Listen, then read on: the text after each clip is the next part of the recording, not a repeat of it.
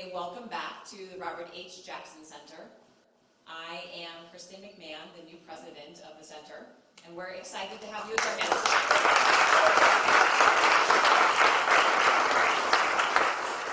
So this is my first comedy festival, and I am excited to be hosting the National Comedy Center here tonight for this rather unique exploration of the law and comedy. I think I first read FCC versus Pacifica Foundation in a media law class in college, and I know I definitely read it again in law school. And even in those short number of years, my worldviews had shifted enough that my opinion of the court's opinion evolved as well. To quote one of Justice Jackson's dissents, "I give up. I now fully realize what Mark Twain meant when he said, 'The more you explain it, the less I understand it.'" But then again, Justice Jackson was also a little unsure whether the Supreme Court thought judges needed to be thick-skinned or just thick-headed.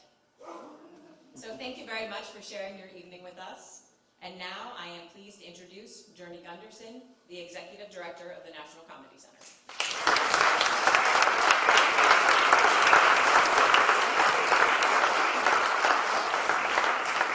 Thank you for that wonderful introduction and for hosting. Good evening and welcome. This special is being recorded for broadcast on SiriusXM and presented by the National Comedy Center and the Robert H. Jackson Center, so thank you for having us. A couple of things. You'll forgive that I will be reading because, hey, it's radio. And that after a brief film clip, I will be introducing myself again to start the show. Before we begin, we would like to play a short video where you can hear from the man himself, George Carlin, as he reflects on how words have always fascinated and inspired him, and how they ultimately led him to write his forever famous 7 Dirty Words routine. The footage is an excerpt from the comprehensive interview that Carlin did with the Television Academy in 2007, and I feel it's my duty to warn you that he doesn't hold back anything as far as the words he chooses, and of course we would expect nothing different. With that being said, even though some may describe his language as colorful, I'm happy to report that according to the Supreme Court of the United States, the words he used were indecent but not obscene. So let's roll the clip. Well, I always had an interest in language and these words that were considered dirty. The left side of my brain is very active. I like classifying and indexing and filing. That's why I have a lot of files in my computer. It's why my material works, because the right brain is the creative guy, creative lady, let's say, throwing shit up in the air. And the left side says, okay, where does that fit? How does that go? Let's call that something. Let's give it a label. Let's put it with other things that are similar. Let's match them up. Okay, these go together, it's like an empire building thing. So the left side of my brain got curious about which words you could never say on television. Because I would notice, it was just common knowledge, but I noticed it specifically, that you could talk about a female dog and say the bitch. The bitch is in heat, and that was okay on television if you were in that context. And bastard was okay if you were talking about William the Conqueror. It's William the Bastard, or the bastard son of so-and-so. You could say that in context. So I knew the words weren't. I said, well, those words aren't bad words then. They're an ass. You could say, yes, Jesus rode into Nazareth on an ass. And come is okay if I'm going to come in the house in a minute. I said, well, let me separate these then. Which ones don't have saving meanings? Which ones don't have a saving grace to them? And I tried to isolate them. Well, balls is okay, box is okay, snatch is okay, pussy is okay, cunt? No, doesn't have another meaning. Cunt is on the list. Fuck, hump has got a meaning. Lay, screw, ball, all of those have other meanings. It's not the words, it's the idea. What's the word? Fuck, that's the word they don't like. It's not the idea alone. It's the idea plus the word. And that appealed to my sense of indexing. And I separated them, and then I put down those ideas into language that was entertaining. The jokes were self-evident. And I could build on that, because I could say, for instance, it's okay to say, in a Walt Disney movie, it's okay to say, let's let's crack open the box that the pussy is inside. Let's put a crack in the box that the pussy's inside. Or I forget how that was, but I had this whole sentence of these filthy words if you said them the wrong way, perfectly innocent if you said them the right way. So that was the joke builder there. But the language guy was interested in the words, and the thinker was saying, look, you got a dichotomy. What is, so you don't mind fucking, it's just you don't like to call it that. You don't mind intercourse, you say that, but you don't like fucking. But even if I'm not talking about fucking, I can't say fucking. If I say, well, the fuck are you? That's got nothing to do with sex. But you don't want me to say that. So it's the word. It's the word. And these were the 7 I could come up with that you could never say. Never, never, never. Now, piss has changed. They were shit, piss, fuck, cunt, cocksucker, motherfucker, and tits. And I had a lot of fun with tits because it's an innocent sounding word. But you couldn't say it at that time. Piss, interesting development. Piss is now okay on television if you're pissed off, but not if you're pissed on. In other words, if you change the preposition, you get in trouble. It's all right for me to say to you, why are you pissed off at me? But you can't say, because you pissed on me. You can't say that. So it's just a preposition. The word's the same. So anytime there's inconsistency, anytime there's inconsistency that leads to hypocrisy, inconsistency is just a wonderful thing to catch, to say, wait a minute, I gotcha. You know, you said this and then you said that, and they don't go together, you know. So that's what I love, is that gotcha moment when you catch the culture with its pants down.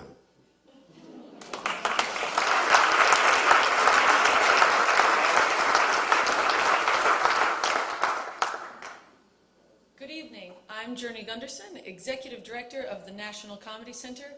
Thank you all for being here for our first day of the 28th Annual Lucille Ball Comedy Festival, presented by the National Comedy Center here in Jamestown, New York. We're all sitting here this evening because of the incredible talent, brilliant comedy, and tremendous influence of George Carlin. For 50 years, George shaped the comedy landscape, redefining stand-up comedy, our society, and our culture. While George passed away 11 years ago now, the world of comedy and the National Comedy Center continue to benefit from and be influenced by this man's incredible body of work and his extraordinary legacy. In 2016, we were honored when George's daughter, our good friend Kelly Carlin, chose the National Comedy Center to be the permanent home of the George Carlin Archives.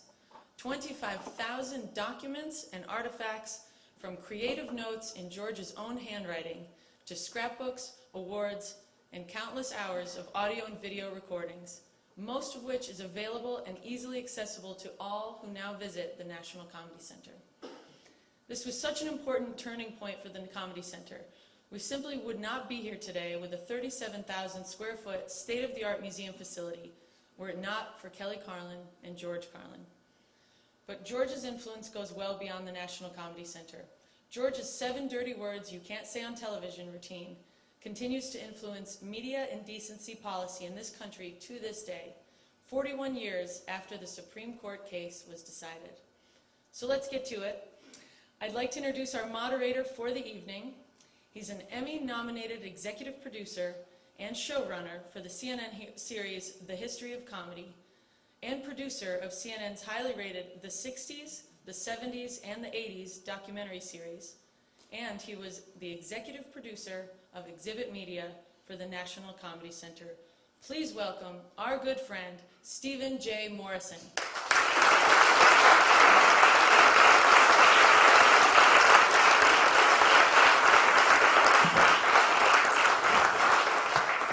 Thank you, Journey. I am so proud and tickled to be with you tonight, and especially because I get to moderate this panel of such distinguished guests that we have. I'm going to start by introducing Howard Lieb.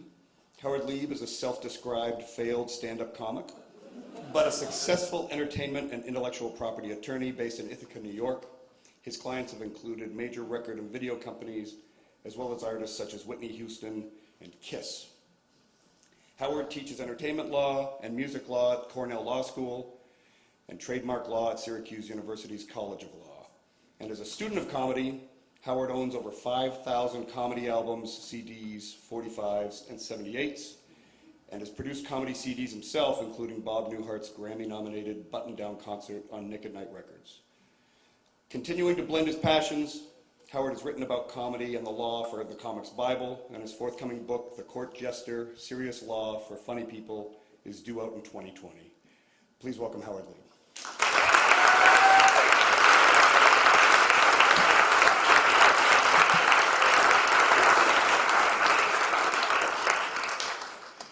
Kelly Carlin is a writer, public speaker, teacher, performer, and radio host whose work explores the big questions of life. Like her father, she loves to use humor to question the status quo, and she loves to seek out the unique angle into any subject she tackles. But unlike her father, she brings a more personal and emotional tone to her work. Kelly earned a bachelor's in communication studies from the University of California, Los Angeles, and her master's in Jungian depth psychology from Pacifica Graduate Institute.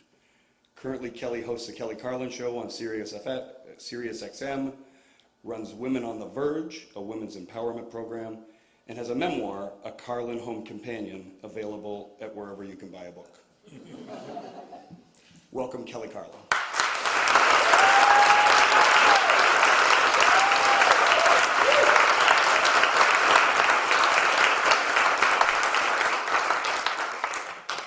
And our third contestant is a writer, social critic, and comedian who has been making people laugh at the absurdities of life and the hypocrisy and madness he sees in the world for over 30 years. He is the author of 3 books and more than 40 plays, and in 1996 was tapped to create a weekly segment for Comedy Central's The Daily Show. That segment, a 3-minute rant about whatever was bothering him at the moment, evolved into Back in Black, becoming one of the show's most popular and long-running segments in The Daily Show's history. Lewis has released 9 albums and received 5 Grammy nominations with 2 wins, and has also taped several specials for Comedy Central and HBO, including Red, White, and Screwed, which was nominated for an Emmy. Lewis is involved in numerous charities and nonprofits, and has also performed in 3 tours with the USO, visiting several Middle Eastern and European military bases. Black is a graduate of the University of North Carolina at Chapel Hill and the Yale Drama School. It's my pleasure to welcome Lewis Black.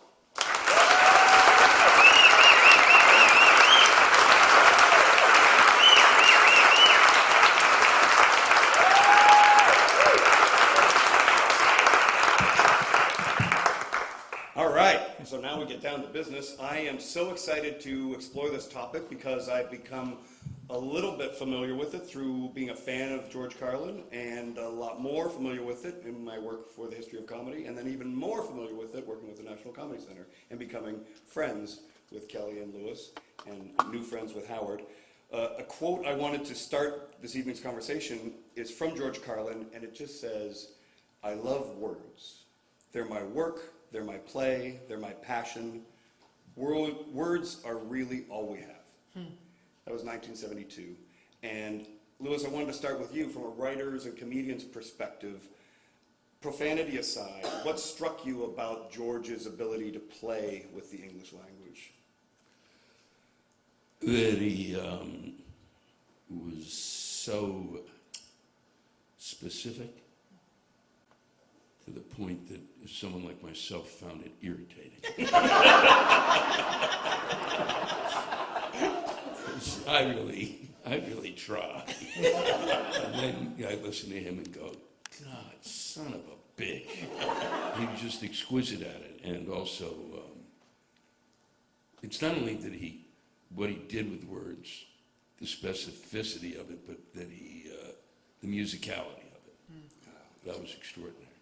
It's a great description. It is purely music, especially when it is so lyrical in some of those long bits where they just go. Kelly, do you remember your earliest memories of when you thought that maybe your dad had a different appreciation for words than other people? Well, a couple of things, one of which was my dad used to tell this great story about how his own love of language occurred with his mother. Really started him on the path of words, and he would my dad would like read a word in the paper, and he wouldn't know what it was, and so Mary Beery would make him go and look it up in the dictionary, And this was like a little game they played, and she was quite a personality. And so one day he had learned the word peruse, and he was very excited to try it out on her at the breakfast table. And so he came into the kitchen, and he said something like, Mother, have you perused the paper today? And she said, no, I've only given it a cursory glance. And he went marching straight back to the dictionary. And so this was the foundation. And for me, it was, I was very young when all of this started with him. And so there was a rule in my house, which was you can say dirty words here. The rule is you can say them here. You can never use them against someone else, but when you're at school or at someone else's house, you have to abide by their rules. Because my dad didn't want the onus of his child dealing with the fact that most of the culture, was upset with him. So we had some discussions about that. And he used to drive me crazy too when I would mispronounce a word. I would get a little note from him with the correct pronunciation, like from the dictionary, like spelled out perfectly. He's like, this is how you say it. And that lasted into my 40s. Fantastic. Yeah. Well, that's a pretty good tutor to have. Yeah, definitely. I want to take all of us back in time to October 1973. Richard Nixon was the president, but he wouldn't be 10 months after. And the war in Vietnam was raging. In fact, we're still 18 months from the fall of Saigon. But back in the United States, it's a Tuesday afternoon, and John Douglas is driving in his car, and I'm asking Howard if you could tell us what happened. Well, not everyone loved George's words. Mr. Douglas was driving with what's described in the court opinion as his young son. His son was 15, and they were coming back from an interview with Yale. But apparently, hearing the words that we were just discussing, and we will be discussing, was too much for the sensibilities of the young boy. And Mr. Douglas, who was a strong supporter of what was then called the moral majority. I hear the nods, yes. We remember they were neither the majority nor moral, but names are important. And he sent a letter to the FCC complaining that WBAI, the Pacifica station in New York, had played this routine, and it was being played as part of a program about words and how they're used in our society and what they mean. It seems relevant to me. But Mr. Douglas felt that this was an encroachment on his ability to not have to turn the dial a little bit in his car, and sent off a letter to the FCC saying, do something about this. And it's interesting because obviously this routine at that point in time had been committed to vinyl, and Carlin had been performing this on the road with some notable incidents. Kelly, I want to, if you could take us to Absolutely. Milwaukee and Summerfest the year before. Yes, so it was the year before. It was 1972 in Milwaukee. I was 9, and my mom and dad and I, in the summertime, my mom and I would always go on the road with my dad. And just before we went to Milwaukee and Summerfest, we had gone to Kent State. And my dad had taken me to the memorial where the kids had been shot. And he explained to me that these kids had been standing up against the government, protesting for what they believed in, and the government had shot them. And it was, I was 9 years old trying to wrap my head around all of this. And I kind of knew what was going on in the world. I mean, my dad suddenly had long hair. If you all remember, around 69, 70, my dad went from a very straight-cut looking guy with the tie on the Ed Sullivan Show to the hippie, the real counterculture guy. And so I was already experiencing as a child the pushback from the culture from someone who looked like that. You were called a freak, and people would get in my dad's face, not knowing who he was, just like, cut your hair, cut your hair. It was very jarring as a kid. So we're at Kent State. My dad explains all this to me. And I'm trying to wrap my head around the fact that, kids who are only not even 10 years older than me have been shot by our government. And it really scared me, and I really thought to myself, wow, it's scary out there, and if they could shoot these kids, would they shoot my dad, or would they shoot me? And so all that's washing in my mind. And then we go to Milwaukee to Summerfest. Now let me explain what Summerfest is. Summerfest is basically an island of sausage surrounded by beer. It's an open-air festival, and there are tens of thousands of really drunk Midwesterners enjoying their summer.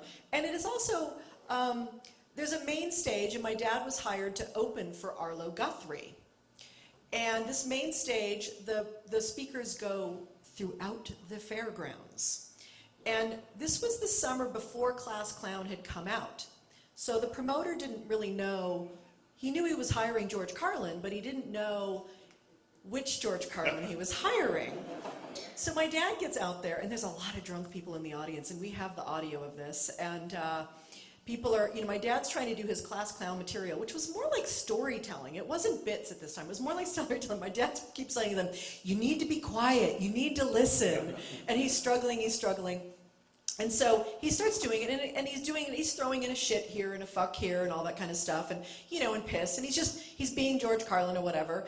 And at some point, my mom and I are in the wings, and the promoter comes up to my mother and says, I need to let you know that the cops are here, and they don't like the language, and they're going to arrest him the minute he gets off stage. Now, my mother knew that my dad had both coke and pot in his pockets, and this is 1972. And that means you go bye-bye to jail for a long time. And so my mother grabbed a glass of water and walked out on the stage. And my dad's doing one of these. What are you doing? What the fuck are you doing here? And she hands him the water hi, I'm here to bring you water. And then she whispers in his ear, the cops are stage right, they're going to arrest you, come out stage left. So my dad knows that the cops are here, he's going to get arrested. So what does he do? Does he say, hey folks, gotta go? No, he jumps into the 7 dirty words routine. He's gonna go out with a bang, folks. And he starts the routine, and about 30 seconds into it, the volume of the microphone goes down and some music goes up. My dad gets off the stage. We all go into the dressing room. My mom's grabbing the Coke and the pot from his pockets and from her purse, and they're hiding it in the bass drum of the act that's going up next. Those people partied that night. And suddenly there was this huge bang! And I froze, and I started to cry. And then all the adults looked around and went, oh, it's just a balloon popped, and everyone's laughing. I'm crying hysterically now because I think they're shooting at us. And they open the door, and there are the cops. And they take my dad away, and I really thought that I would never see my dad again. I did not understand what was going on. I cried and cried and cried, but my mother thankfully knew exactly what to do because they'd hung out with Lenny Bruce before, which was hire a civil rights attorney, and they did. Dad was in jail for 48 hours, and they ended up paying, we have it's in the archives, the actual slip to get him out of jail. I think it was under $200. It was like $165 to bail him out of jail. And we were free to go and be Carlins for the rest of the summer. But that was the nature of the times back then. It felt dangerous, and people were willing to arrest you for they thought it was obscenity at the time, obscene language on stage. Well, and I'm so interested to bring that up as background to this case that we're talking about tonight, because it's difficult to imagine, I think, that over 10 years after Lenny Bruce was arrested for his obscenity and all of the problems he had, and then this was more than 6 years after his death, that a comedian was still able to be arrested for what he said on stage. And I'm interested to then now flash forward to 73, when the FCC now gets this complaint from this John Douglas guy. What do they do in response to that? Well, they do what the FCC does. They send a note to WBAI saying, we have this complaint. Please send us a tape of the complained about program. You're supposed to, as a radio station, record all your programming. So if the FCC comes knocking at the door, they can have the tape. WBAI, being WBAI, had no tape. And I've been to the BAI studios. Yeah, no.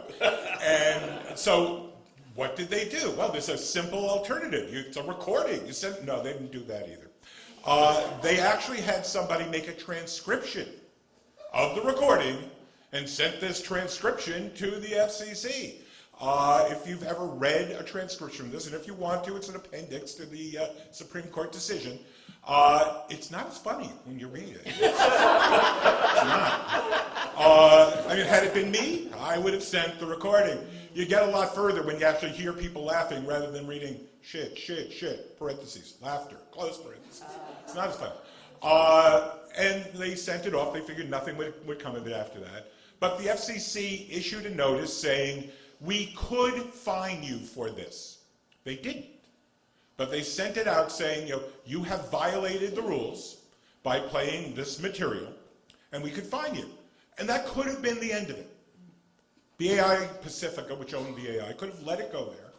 But they chose to fight it. Now, I will tell you, shameless plug, if you want to see a detailed explanation of how this was litigated, you can go to my website, Court Jester Legal, yes, really, courtjesterlegal.com, and there's a link there to a paper I did a long time ago that has the whole background. BAI screwed up this litigation every way you could, but they were basically pulling the tiger's tail, which was a very BAI thing to do, and saying, you can't fine us, we'll take you to court, and they did. And I'm interested because I pulled up some of the language when they responded, and it's unfathomable to me that they didn't just send a recording that was so easily available. Perhaps the single biggest mistake that was made. It was a vinyl record. They could have just sent the record. Yeah, I own it. They could have just made a tape of it and on the record. They had a radio station. They could have done that too. Yeah, and to Howard's point, it's not only not as funny when you read it, but boy, those words linger. They leap off the page, actually. And they just sit there, and it doesn't feel lyrical and creative when you're reading it on the page. Or comedy. Or comedy, because you're taking the maestro away from the equation. I just want to make a point about, what was the gentleman's name? John Douglas. John Douglas. My dad used to, first of all, my dad called him a professional moralist. That's how he always talked about this guy. And then, my dad always used to say, here's the thing about radio. There's two knobs, one you can turn off and the other one you can change the channel. But he described the guy as like, but these professional moralists, they don't know how to do anything when there's two knobs involved. Interestingly, later in life, Douglas was interviewed for some project and actually had nothing but praise for your father and thought the routine was very funny. Wow, I love it. And as part of the response, and I'm going to read it because it's a direct quote from Pacifica, it says, immediately prior to the broadcast of the monologue, listeners were advised that it included sensitive language which might be regarded as offensive to some.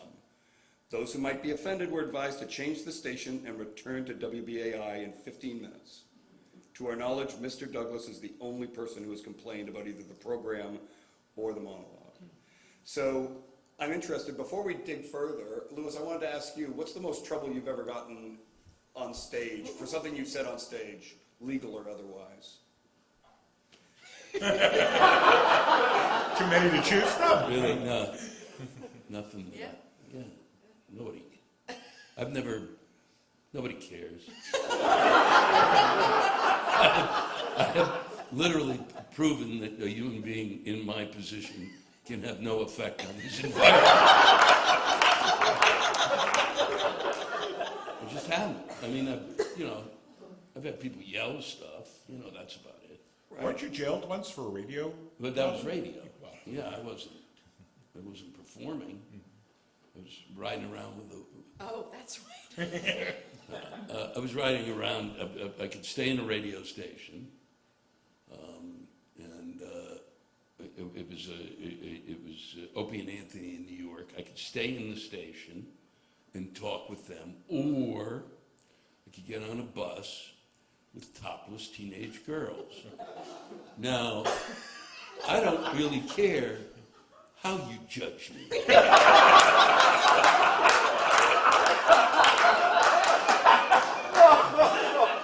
I'm not going to stay in the studio.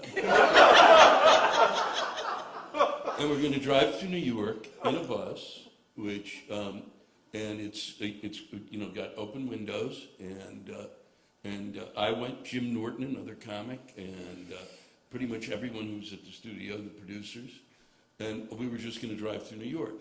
It is also not a crime for a woman to be topless in New York City. And, but but Mayor Giuliani was a bit upset. And we drove through the city. It was 4 o'clock in the afternoon. What should have been done was to figure out how we got that bus from Midtown through all the way downtown and back to Midtown in 45 minutes.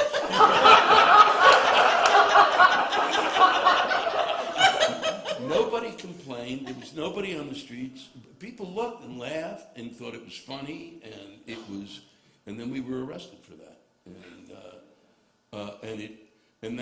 And all that did was, we went to jail and for the night, and then the judge, when he found out the next day, there was 8 of us, and then we went into the court the next evening, and they basically threw the case out.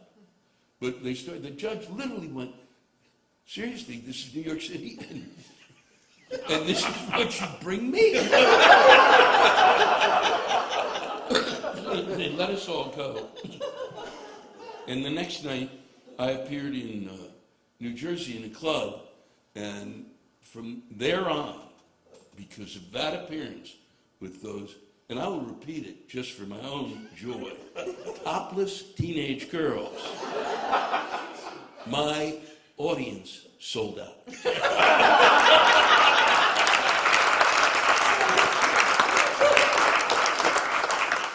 Well, it's interesting because you said the judge was easily able to dismiss your case. Yeah. In the case of Summerfest, and again, it was Milwaukee versus George Carlin, the judge there says since the show had caused no unrest among the crowd, no crime was committed, and he dismissed the case after you guys posted bail.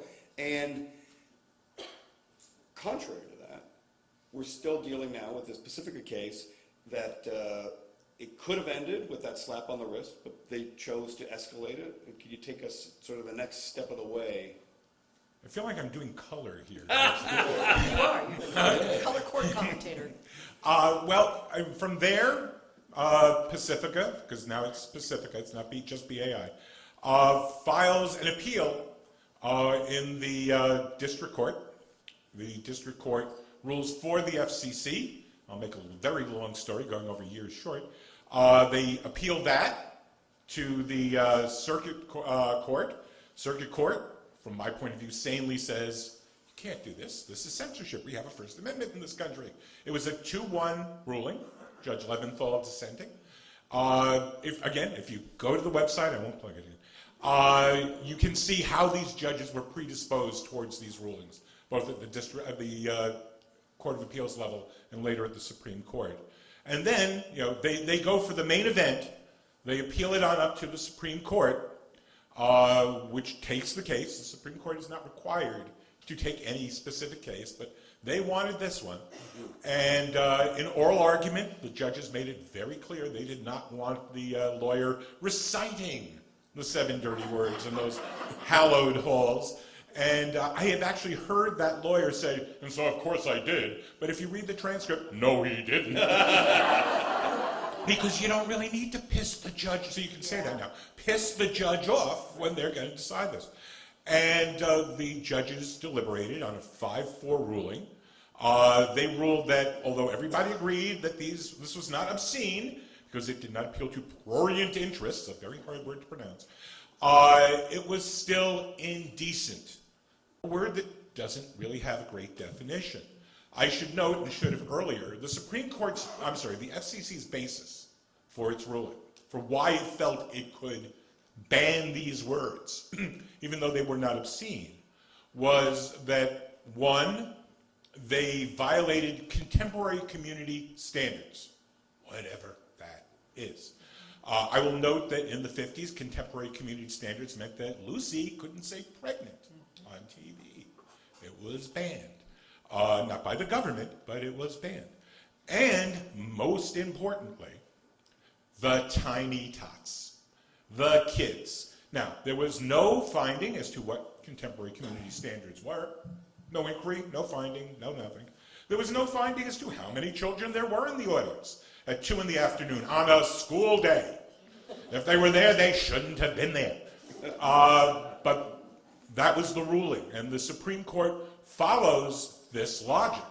All studies I have seen say there is a significant number of children in the audience at any time.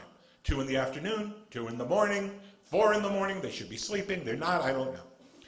But the Supreme Court followed the FCC's pulling it out of their butt decision and said you can channel this language. You can't ban it completely. You can channel it. And they created a safe harbor from 10 p.m. till 6 a.m. And you can play the 7 dirty words then. I can tell you from my own experience, I have a comedy radio show on WRFI, Watkins Glen, Ithaca. I do the radio voice. That I'm not allowed to play it. Doesn't matter when my show is on midnight, noon, Sunday, because stations are afraid. Stations are simply afraid. Still. I mean, as in like last week. Do they still call them the Carlin words? Because I know even 20 years ago, if a station violated this, they'd have to fill out a form for the FCC. And for TV also, they had this, it was a thing, and it said, called them the Carlin words, and then they would have them in parentheses. Do they still have those? I haven't seen that, but it wouldn't surprise me. Yeah. I know there is one college radio station in Jersey, I think it is. I think it's Fairleigh Dickinson, but I'm not sure. Because doing the comedy radio show, I've had a few back and forths with station management. And they've shown me the guidelines from this station. And if you read it, it's like the Kremlin. You can say shit once every 20 minutes, but not more than that. You can say fuck once every 3 hours. I mean, there's no such rules.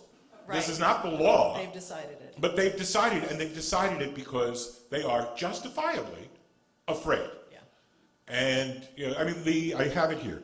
The FCC has defined broadcast indecency as language or material that, in context, depicts or describes in terms patently offensive as measured by contemporary community standards for the broadcast medium, sexual or excretory organs or activities. I'm a lawyer. You can probably define that as well as I can. But what has always bothered me, because I had a show on the air in '78 when this ruling came out. I mean, I was on the air that day doing a comedy show, and I used to play this routine before that. Is if ever there was a routine that deserved to be able to be heard with these words, it's the routine that talks about how we use these words. Right, of course. And that's the routine that they banned, and they still think they did a good thing. Which is amazing because even the original broadcast was doing something that George loved to do, which was poke at the hypocrisy of it all and use it as a teaching tool. Yeah. Right? Kelly, what was I mean, I know you said you were 9, you were younger than John Douglas's son when you were at Summerfest. Yes, it was always fun being a 9-year-old in an audience when your dad's on stage saying cunt. I'm curious. People go like this. There's a kid in the audience. I'm fine. I'll be fine. You may be the reason that they arrested him at Summerfest. Because they did it because there were kids around. No, there were actually disabled children nearby in wheelchairs, and the police felt that they couldn't flee on their own. I swear to God, that's why they arrested my dad. It's true. Your question, Stephen? Sorry. I'm interested because obviously you had an awareness of your dad's material on that day. Do you remember when conversations about his material would come up amongst your friends, or would you have conversations about, your dad uses dirty words, or an appreciation at 12, 15? No, we were smoking a lot of pot back then, Stephen. No, what would happen though in high school was boys in my class would come and just do his routines for me and stand in front of me and do these routines, and I would think, are they flirting with me? What's going on? This is not working for me. No, we didn't. I mean, people knew who my dad was, and I'd say, I'm Kelly, my dad's George, or whatever, and they go, oh, So in high school, no, I didn't really have any pushback around language or anything like that. And like I said, the rule in our house for language was, just don't use it for cruelty, and of course, yeah, right. But the thing that did happen for me was years later, when I was a communications major at UCLA, I ended up going back to school 7 years after high school for whatever reasons. You can read it about in my memoir. I'm taking this class called Com 101, which was about First Amendment, and I was really excited because because of my dad, I love the First Amendment. I'm going to take this class about First Amendment issues, and I'm in there, and it's the first day of class, and this professor, Jeff Cowan, was there, and he was like roommates with Bill Clinton, and he was this really cool guy and everything, and he's introducing the class, and he's like, this is my favorite class to teach. I love teaching this class because we're going to be studying a particular case called Pacifica, or FCC versus Pacifica, and I get to do George Carlin's 7 Dirty Words for you. And I'm sitting there going, I can't go anywhere with that.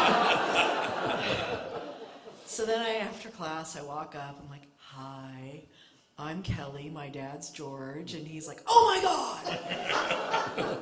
Would he come to the class and talk about the case and all that? He was like so excited. I'm a huge fan and everything like that. So I call my dad up after school. I'm like, hey Dad, so my professor, we're doing the case, the Pacifica case, and the professor would love for you to come and talk about the case. You could be a guest and thing. And he's like, oh, I don't know. I don't know anything about the legality of the case or the arguments or anything. I'm like, Dad, I don't think they want you to talk about the legal issues. I think they want you to come and say the 7 dirty words. And he was so funny about all this because he always saw it as an accident of history, that he happened to be involved in it. He had nothing to do with this. He made the album, he wrote the routine, it was part of his work, but he had nothing to do with all the rest of this. He ended up, though, for years and years and decades doing benefits for Pacifica and WBAI every year because they practically bankrupted themselves taking this to the Supreme Court, and he felt somewhat responsible for that. But the only thing he loved about it was, and that he talked about it around this, was about how he just knew that his routine was in the annals, like he's in the books. You know, that for history forever, when people are reading about this case, they're going to read his routine. And he thought that was the greatest thing in the world. He really did. Yeah, very proud of that. I mentioned, Louis, I came across a quote of yours when you were asked about this. You said that George took the door that Lenny Bruce opened and basically put a door jamb in it. Yeah. And for me, he provided a comfort zone. Yeah. And how important is that comfort zone at that time when you were coming up and developing your stand-up persona? I never had to think about language. So the only time I had to think about language is if I met like an agent or a manager who would tell me, you know, Jack Rollins, who's a major, he's Woody Allen's manager, approached me. Said, you're terrific, you know, you say fuck too much. I said, okay. And he said, so why don't you cut it out and see what happens? And I went back in 2 weeks and said, fuck you.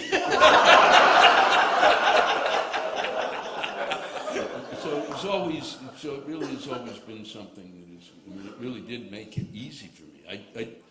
You know, the way in which I kind of, look, my act is based on anger. Anger is, those are the words, those are angry, all of those words are angry words. They're adult words. And I'm in a room with adults, so I never thought, you know, it's the first time, you know, I kind of started watching Lenny Bruce when I was young, and then George, you know, I went through the whole history of it, all of it, you know, so it was, to me, those are the words I used. And my mother certainly used them. So it was really, it's the way in which I communicated. So it really made a difference to me. Do you have a recollection of the first time you heard that routine, the 7 Dirty Words? No, I just have you know, I can remember being in the basement and looking at the cover with my friends and going, let's play it again. Yeah, Stephen Colbert told me he played it so much that he went through the vinyl. They had to get another vinyl record because they played it so many times in his basement. But it wasn't something that you thought, Louis, when you heard it, it's like, oh, I wonder if he's going to get into trouble for this. You were looking at it just as entertainment. Yeah, no, I didn't think, why would you get into trouble for that? I mean, you know, this is stuff, we're in a basement. I got people in bomb shelters. They're crazy. This was just words. Yeah. They're hiding from imaginary things. Well, And Howard, you brought up a couple of things that I want to touch on because in prepping for this and learning about it over the course of the last few years, I'm just astounded by the law is, by definition, a judgment, right? It's a panel of judges. But I see that as like, well, it's written down and it's black and white. It's like, so some smart person who's informed and knowledgeable is going to tell us what the right decision is. And so, Howard, you talked about contemporary community standards. You say, oh, good, okay, yes, but according to contemporary community standards. How did they suggest measuring that? They didn't. They simply assumed, the FCC first and the courts following them, that those words upset everybody. And there's a quote I actually pulled from the case. Let's see. Pacifica's broadcast could have enlarged a child's vocabulary in an instant. If it was that easy. I mean, my view has always been, if the little kid doesn't know what the word means, it doesn't matter. Yeah. And if the kid knows what the word means, it doesn't matter. So who are we protecting here and from what? But the tiny tots have always been the excuse. I mean, if you want, for those of you who are really into comedy, if you're not, what are you doing here? There's a routine by a guy named Stan Freberg, hopefully most of you know who he is, called Elderly Man River. I highly recommend it to you. Yes, it is exactly what you were thinking. It's from his radio show. He was the last network radio comedian. And he's trying to sing Old Man River, but Mr. Sneevely is there from the Censor Bureau to stop him on anything that might offend the audience. And it kind of goes from there. And that's why it's Elderly Man River. I mean, we have always placed these children on a pedestal and pretended that they're not in the audience between 10 o'clock and 6 p.m. And that contemporary community standards, and what does that mean? The big fallacy in all of this, whether it's the Pacifica case or 6 weeks ago when another foul language case was decided, is that these words aren't really expression. They're just words. They don't have meaning in and of themselves. I mean, what Lewis was just saying is they make a difference. There's a difference between, George saying, fuck, and George saying intercourse. I mean, it's a different pacing, it's a different meaning, it's a different connotation, and it makes a big difference. And the court does not want to understand that. But when you say, it's black and white, and they're going to tell us, remember, this is a 5-4 decision. One judge different, we have a different decision. In law school, what they love to do is give you two cases that are almost identical with different rulings and say to you, why are they different? And as a stupid law student, you sit there and go, well, it was a red dress and not a blue dress. The real answer is different court, different day, different decision. Mm-hmm. Judges see things differently. They will never tell you that in law. I tell my students that in law school, but I'm weird. And it's not black and white. It changes over time. I had hoped that the recent decision would come out differently, and it does in result, but it doesn't if you dig a little underneath it. Well, this is what I think is so incredible, because when you hear that the Carlin 7 Dirty Words case, and admittedly, okay, great, it's not against, unlike Lenny Bruce, this isn't about a case against George Carlin, it's against the radio station for all those reasons, and corrupting the children and protecting the children.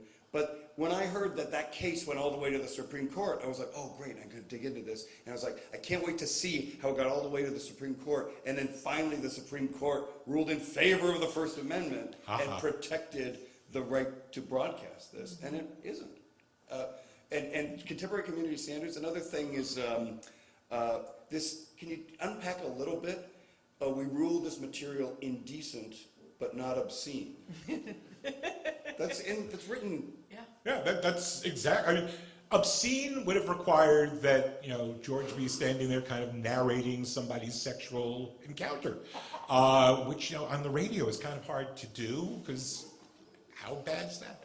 But indecent, much broader. Indecent, it doesn't have to call to your prurient interests. Still a hard word. It's not. It won't make you horny. That's what. Yeah, it's worth noting. I had to look it up. What are prurient interests? Again, these other words that it's like. I think Kelly defined it well. Actually, yeah. I like that one. Yeah. I have dealing with whoever the person is at NBC. That, The standards and practices. Standards and practices. So I'm doing, this is by 95, I'm doing Conan. This was like astonishing. So I kind of, and I'm used to not having anybody kind of tell me anything, and I don't really listen.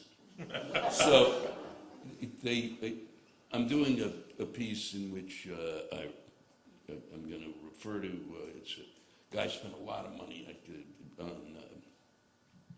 an umbrella stand. It was like $25,000, $50,000, whatever it was. A remarkable amount of money. I said, most people would use a bathtub. I said, so what could this possibly be made out of? I said, it must have been made out of Martha Stewart's vagina.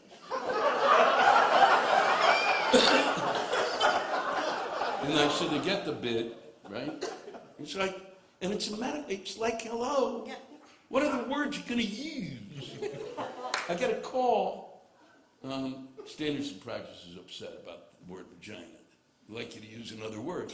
I said, great. What's the other word? A woman at Standards and Practices calls me up to say, why don't you use the word cooch? I said, I don't use that word because it makes it sound like I've been there.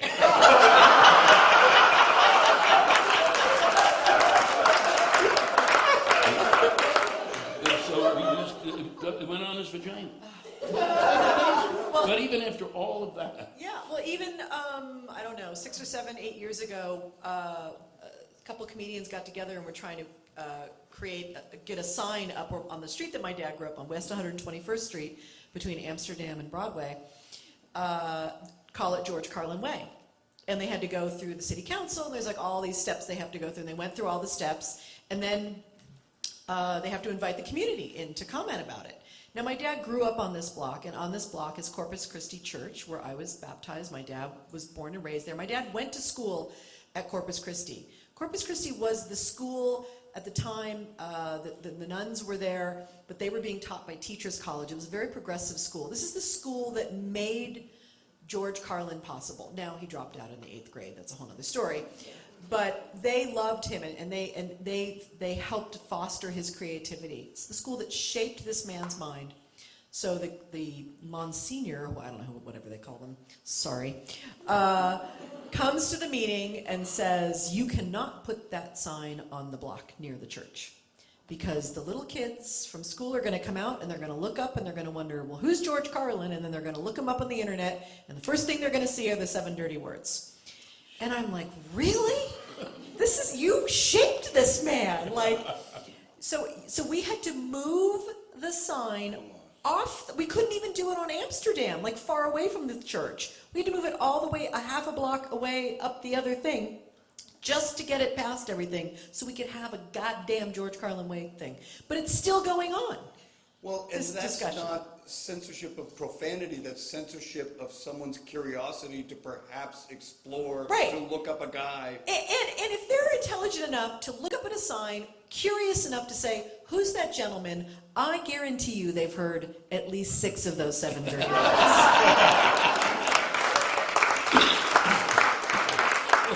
But to bring it back to broadcast, it's a unique medium because the airwaves are quote unquote owned by all of us. Right. If you believe They're that. limited. It's limited, and it's one of the very few industries where the industry went to the government and said, please regulate us. Because in the 1920s, there was no regulation. Anybody with a few $100 could throw up an antenna and go on the air, and the big boys didn't like this because there was too much interference. And so now you don't own your airwave if you're broadcasting. You simply license it, and the FCC is about making sure you are the right kind of person or company to be licensing it. So that's the basis on which the FCC gets to regulate over-the-air radio and television, separate and apart from cable, satellite, or any of those, which are not subject to these regulations.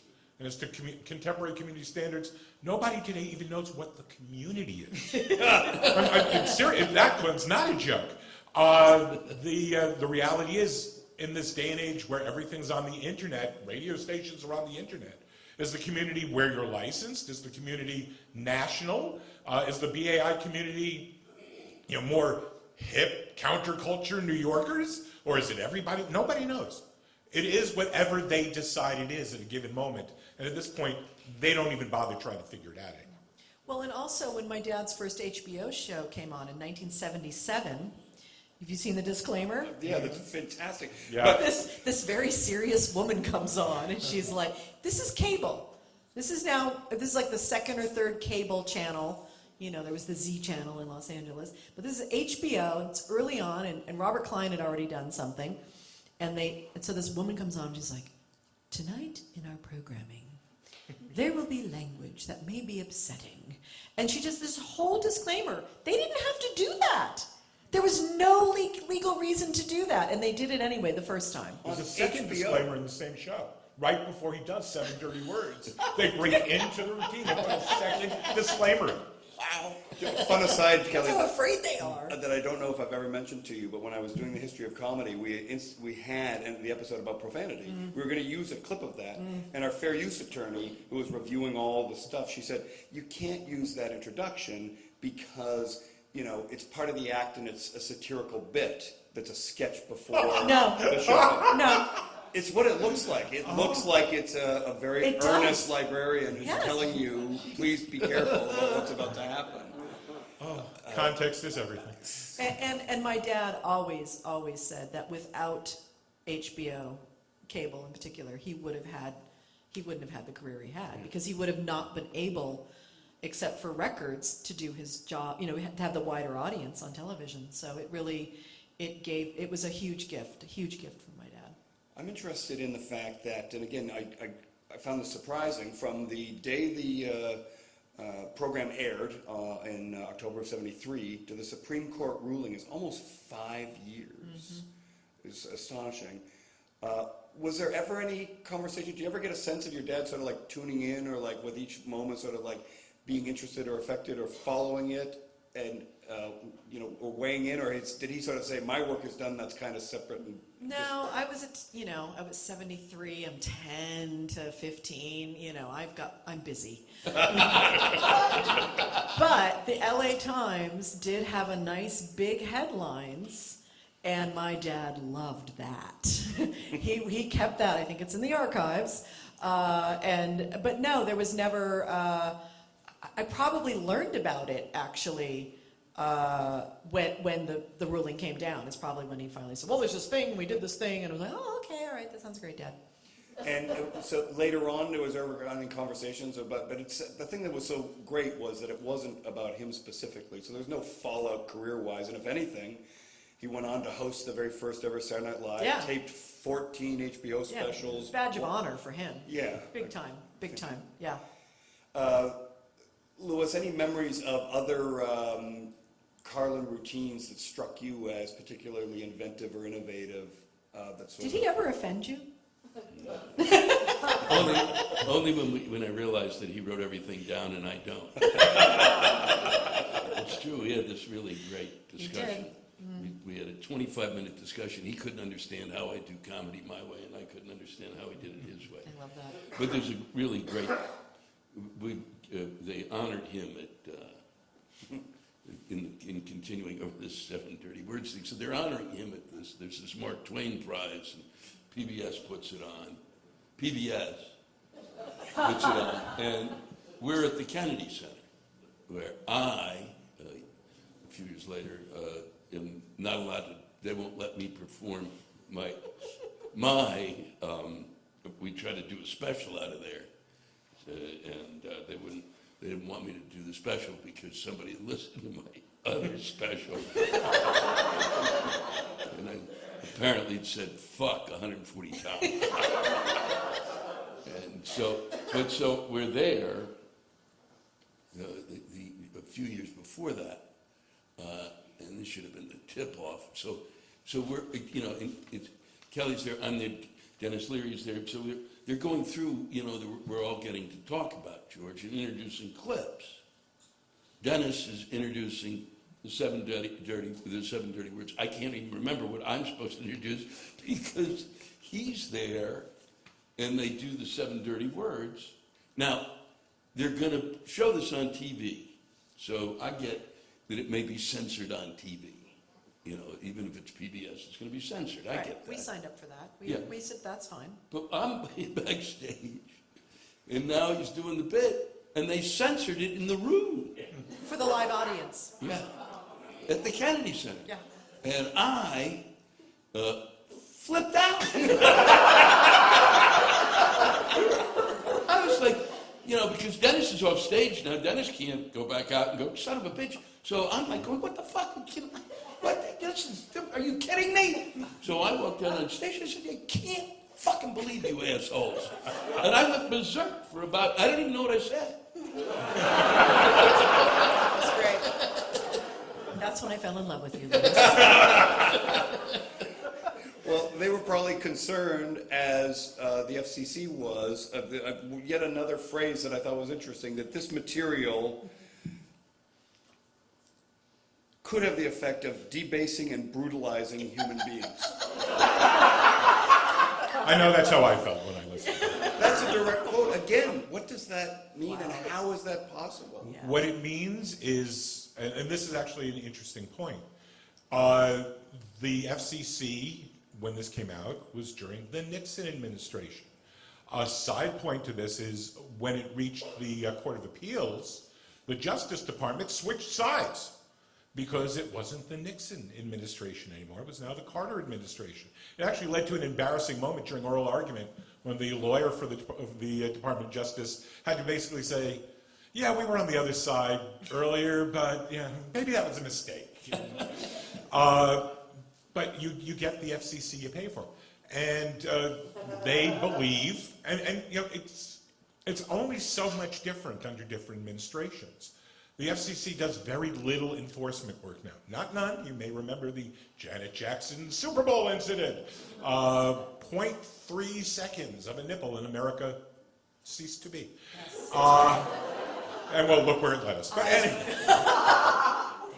Yeah. But, that was a lot of enforcement. What people don't realize is the fine right now, I actually have that one too. As of 2016, the maximum fine for a violation is $350,000 per incident, up to a maximum of $3.5+ million for continuing violation of indecency laws. If you're a Pacifica, you're out of business. I mean, just the $350, you're out of business. And they raised this after the Janet Jackson incident, because before that it was like $35,000 or something. They raised it 10 times because they wanted stations to be more careful. And you know, they may think it's for your benefit or mine, but I don't feel benefited by it. And it's not changing. It's not changing anytime soon. Well, and it's so hypocritical. I mean, look what the president says every day. It's just amazing to me that these are the standards that... Well, and I want to leave, we've promised to let the audience participate in a little bit of Q&A, so I want to leave a tiny bit of time for that. But I am amazed that, you know, in finishing up and saying, where are we now? The answer is not that much different. Mm-mm. There was a case, was decided about 6 weeks ago. It's a trademark case, not a broadcast case. It's called Brunetti. And it had to do with this gentleman, Brunetti, who wanted to register the trademark FUCT.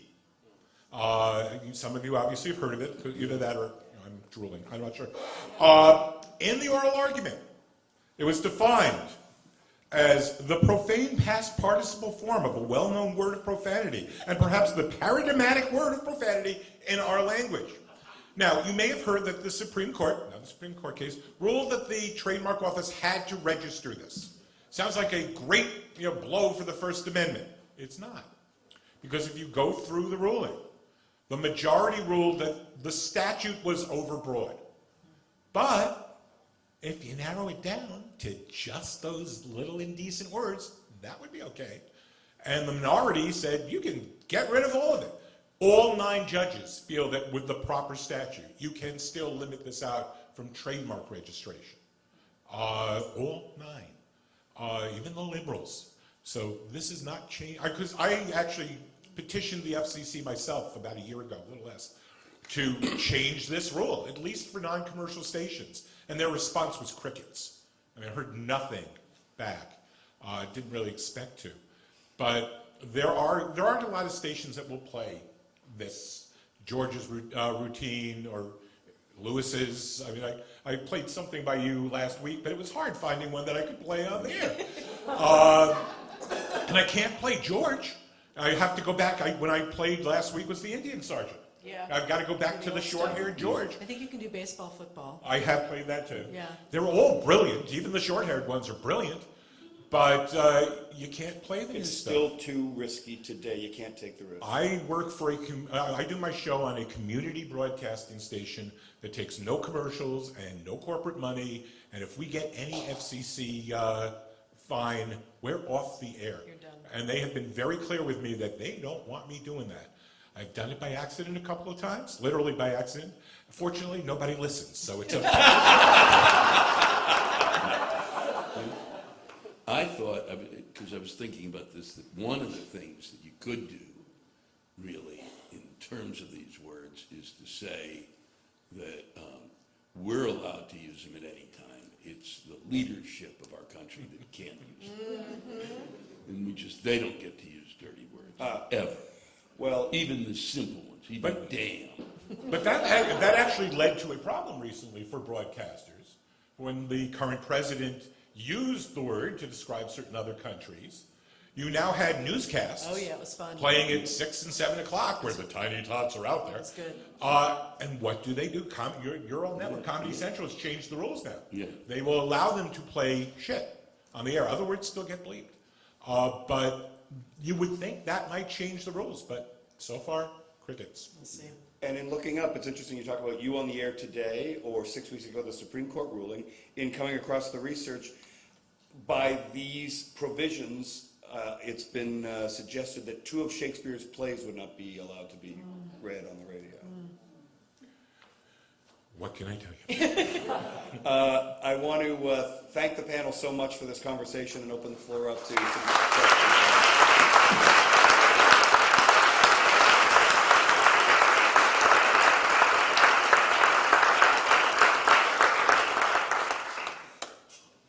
The first one is, and I'll put it out to the panel, but given the internet and social media, shouldn't the Pacifica case be overruled?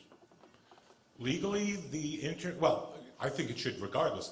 Legally, they're treated differently. The internet, Sirius XM, all of those are not subject to this ruling because we don't own those airwaves. You can make the argument both ways. You can make the argument that there's so much out there that, why should we treat this little portion of the broadcast dial differently? Or you can make the argument that because all of that's there, we need this little oasis, depending on which side of the political spectrum you're on.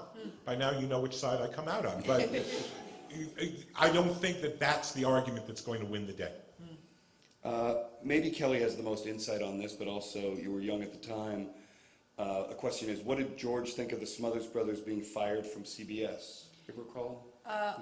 What I do know about that time was that my dad was a guest on the Smothers Brothers, and he was still making the transition, and he always said he regretted not being more edgy and pushing the edge like they did. He was really, Tommy was his, he really admired Tommy, and I was very young and I don't remember, but I do know that he really admired them and saw them as warriors for the cause. Absolutely. Next question. Again, Kelly and Lewis. Can you talk about George's affection for punctuation and alliteration in the words he chose? Hearing that he chose cocksucker just because he liked the sound of it. Yeah, my dad was, he talks about this on Class Clown. He grew up in Irish Harlem, between Spanish and Black Harlem. He was a huge fan of music. Music and jazz music really influenced my dad very much. And so he was a jazz musician. So I've been hanging out at Chautauqua for the last few weeks. There's been a lot of poetry and a lot of spoken word poetry, and they all talk about it as jazz. It's you know, it is musical. Language is musical, and there's a rhythm to it, and there's an emotion behind rhythm, and that comedy is timing, and the timing is about the pauses and the lengths and all of that. And so for my dad, it was like you saw in the clip, it was his pure joy to figure that stuff out, you know. And people can say the same sentence many different ways, but if you say it a certain way, you'll get a laugh, and it's the same words, you know. So there's something about the rhythm and the tempo and the modulation of it all too. This is addressing the fact that we're living in a different time today with the internet and streaming companies and cable, which is different than where we were in '73. But will the main broadcast networks and stations' adherence to these fear-based restrictions ultimately be what causes them to fail versus their competitors in these other? I would say no. I mean, I think it's the programming that's going to cause them to fail. Just my view. I mean, it's not a legal point of view. But I think that there still are. I mean, what surprised me recently when I looked at the numbers, radio is still the most pervasive medium in our society. 90% of everybody listens to radio, over the air radio. It is amazing. It blew my mind. Yeah. Not my station, but they listen to radio. And that still means that there are a lot of people out there, perhaps not in this audience, but there are a lot of people out there who don't want those words on the air. There is no mass movement out there, other than the letters I write from time to time, to change this ruling. And I don't think any network believes it's going to go out of business because they're not using the 7 dirty words. But you know, I also think, I was thinking about this today, knowing I was going to be here tonight, and I'm thinking about like millennials and Gen Zs, like these younger people. This is like such a, I don't think this is a conversation that they even understand why anyone would have. What's the point of it? Why people would, you know, they have access to everything. They don't make any distinction. None of them watch broadcast television. And I just wonder, you know, I was thinking about my dad, and he explained it really nicely in that clip about, you know, partly his personal fascination about words and wanting to classify and all that kind of stuff. But also this thing about, you know, why certain words and why prurient, and why is it about the body, and why is it, you know, and I wonder where this conversation will be in 5 or 10 years, and how to use this particular conversation we're having today, as it is a historical thing, and we're getting further and further away from it every day, how to make it the beginning of the next conversation about language, and not political correctness and censorship we talk about all the time, but what is it about these words that just upset people so much? I'm really fascinated by that. So I just wanted to just kind of say that. And it is changing already. As we said earlier, the word shit is now being used. More on cable, but there's a certain tier of cable, Comedy Central's part of it, that uses basically the same standards that broadcast does. Mm-hmm. And Comedy Central and several others have now, A&E is another one, have started using certain words. You know, again, at one point you couldn't say pregnant. Yeah. And community standards, whatever they may be, do change over time. And it certainly feels to me, just as somebody watching this, that, you know, at least one of the 7 is teetering at this point. The other 6, holding strong. But one of them seems to be going. So yes, over time, as generations change, as we get Supreme Court justices or FCC commissioners who grew up listening to this, and understanding that these are words. What was the phrase? There are no bad words, right. Impolite words, right.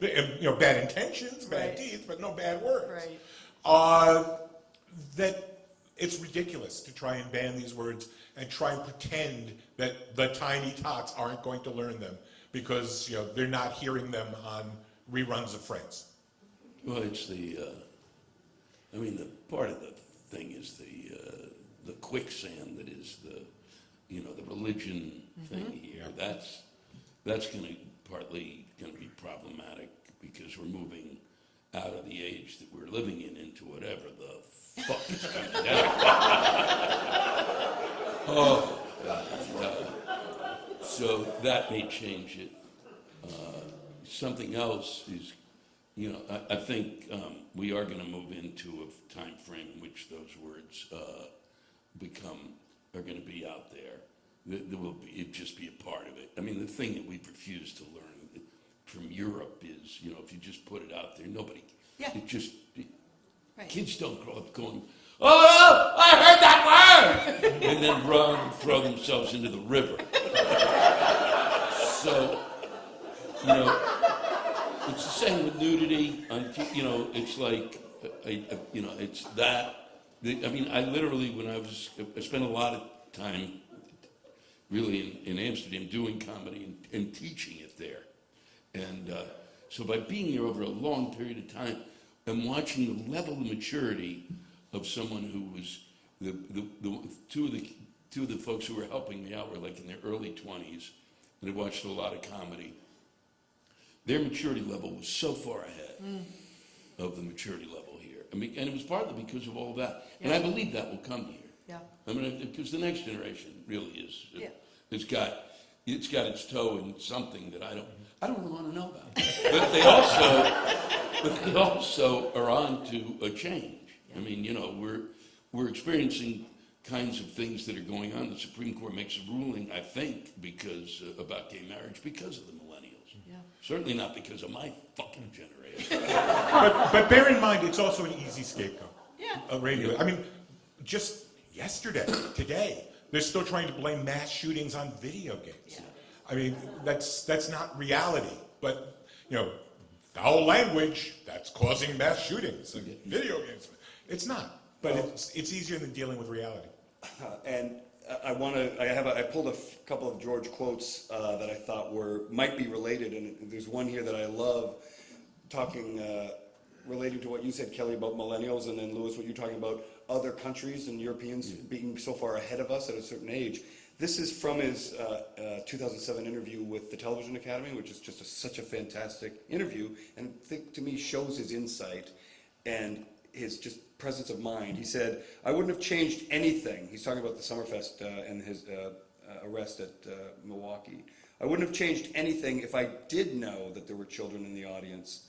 I think children need to hear those words the most because they don't have the hang-ups. It's the adults who are locked into certain thought patterns. Mm-hmm. And to me, I think that's pretty great insight. As we close, I'm going to give Kelly the last word, but I just had to share a couple of notes that I found from George relating to this whole topic of the Supreme Court case and drafting off something Kelly said earlier. George Carlin said, I'm just very pleased in a perverse way to be included somewhere in this American adventure. In the annals of the legal profession on communications law, there is a footnote called The 7 Words You Can't Say on Television. It just makes me feel that the universe is correct. It's operating correctly. And finally, one that I think is great, as an aside, he said, think of how stupid the average person is and realize half of them are stupider than that.